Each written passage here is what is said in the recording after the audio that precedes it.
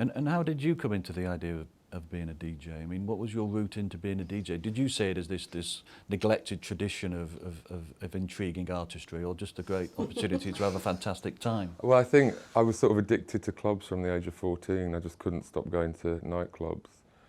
And I'm quite young in disco years. I'm only 40, so I was kind of only 10 in 1979. But I do remember, I remember the chart hits. And me and my cousins danced to I Feel Love all summer. We bought it on 7-inch and we just couldn't stop dancing to it. So I guess it was doing its job. It was making us dance, even though out of context in our grandmother's living room. We still couldn't stop dancing to it. So when I started going to clubs in Sheffield at 14, there was music that you could say had come from disco, but it was kind of more like high energy and a lot of that sort of new romantic sort of stuff. But it was still for dancing too, and I guess the more I started buying records, the more interested I got in, especially when house came around, then I got really interested in where it had come from. And I think when I first started kind of really looking for old records, I mean, you couldn't give disco records away. They were like 50p for a Salsoul 12-inch or something, and you know, now they're £25 online or whatever. So what I love though about disco is it seems like there's just a bottomless pit of music. So I'm constantly discovering, you know, kind of 25 years later or whatever, I'm finding new disco records, new 12-inches, new labels, new artists, new producers. It's just, that's, I think, part of its legacy is that there was so much music produced. It was like an explosion of music at the time, that a lot of it got overlooked, and so you can still find really great things. And then all those other sort of obscure records that aren't really disco, but people were dancing to, all those pre-house ones, or those kind of early 80s electro, or Cannonball by Supertramp, bizarrely, was a big record at the Paradise Garage, and Dragging My Heels by the Hollies, and just Summertime by the Trogs was an early sort of dance floor hit in New York. So there's all these kind of really weird records that had a rhythmic edge to them that would work on a big sound system, and that's what I find endlessly fascinating about some of the records that they played. And Vince's columns, there's just untold little gems. I mean, I didn't know Shake Me, Wake Me by Barbra Streisand until I read about it in your column and went to my local second-hand record store and found the album for £3, and then I found the 7-inch online for £4. But then I saw a 12-inch of it and it was £50, and I was like, well, I'm not buying that. That's pushing it a little too far. Is that the other thing that has been sort of ignored slightly, is the intense music-loving nature of the disco fan, and the fact that you can talk in this way. And I mean, I've read one of your favourite DJs remains John Peel. Yeah. And it's an area that somehow I'm going to, basically admit it, that I was quite prejudiced and biased about this form of music, because I felt somehow the nature that you almost had to go to an environment to enjoy it. It wasn't necessarily something you could take away from the environment. It wasn't something necessarily you could play at home. I fell for all those sort of prejudices. I mean, you pulled away, because early on I think you were fairly into punk and you were into T-Rex. I was, yeah. I mean, I moved to London because I saw the Sex Pistols playing at Cleethorpes Winter Guns, basically, and so yeah. I mean, but within about a year or so, I started discovering groups like A Certain Ratio and 23 Skid. I mean, my route into it was really kind of left field. Labels like Z, Factory, and stuff like that, and then the secondary level was house music, was just the amount of records that stole from disco, just made me. Yeah. I mean, I was going out to clubs from. I mean, I had two gay friends in Grimsby who took me to Northern Soul Nights initially, but then I discovered punk, lost interest.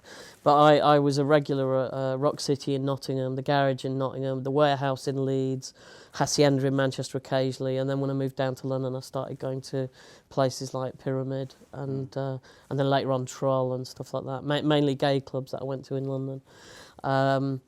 But yeah, when house came along, that was it. It was like I'd abandoned any pretense of being interested in indie music at all, and just threw myself into it. Before that, I was a bit of a dilettante. I'd kind of dabbled in, I'd still go and see the Pixies, but then go and watch Trouble Funk play. But I loved the kind of crazy records that DJs in New York played. And like, it was the same later on with like Alfredo in Ibiza playing like Wooden Tops records to loads of people on E. it's exactly the same effect. It's like these records are wrong. They should not be played in this context, and yet they're so right. You And sometimes see, when you look at it that way, and you look at some of those early things you were saying about the mixture of styles and everything, there's a real surrealist edge that, oddly enough, when it got metastasized, if you like, commercially, got turned into the novelty. But its source, in a way, was almost a surreal sense of play and collage. Well, and was really avant-garde in a lot of ways. It was really a very thoughtful and kind of crazy at the same time way of thinking about music, with no hierarchy, no this is better than that. It was like, it was all, as long as it fit, as long as you could dance to it. I mean, there's an interesting thing about DJs, which is why I kind of prefer the DJ outlook to the sort of music critic outlook, and it's sort of, I mean, I do too, I have to say. I love reading music critics and their opinions on things, but DJs, it's very functional, and the music that DJs play is about function and form before it is about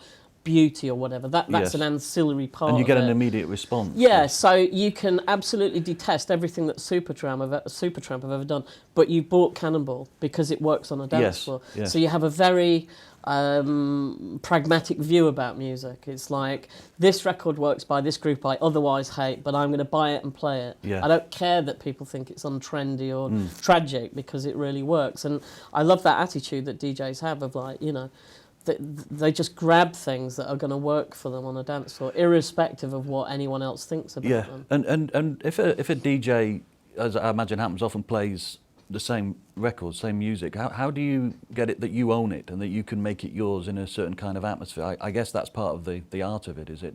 Playing records that are familiar but making it your performance, if you like. I'm not sure really. I think you can, you definitely can have records that you don't feel that you own them, but you feel that's a special record for you and your crowd, because a DJ is only as good as the crowd that's dancing to them, so whatever great taste they've got in records and however good a mixer they are, unless they've got a good party dancing to them, it's nothing. So I think if you do have a record that the crowd know you're going to play, then when you play it and they love it as much as you love it, and you kind of have that shared sort of history of that record together, then I think that's, you definitely can own something. And when another DJ plays it, maybe they haven't got that crowd that's been used to hearing that record every week or every time you play. Then that's what's interesting about DJing, is you kind of play a record in a club that you play in regularly, and it'll become huge because you played it so much, it really works well, and then you go and play at a club out of town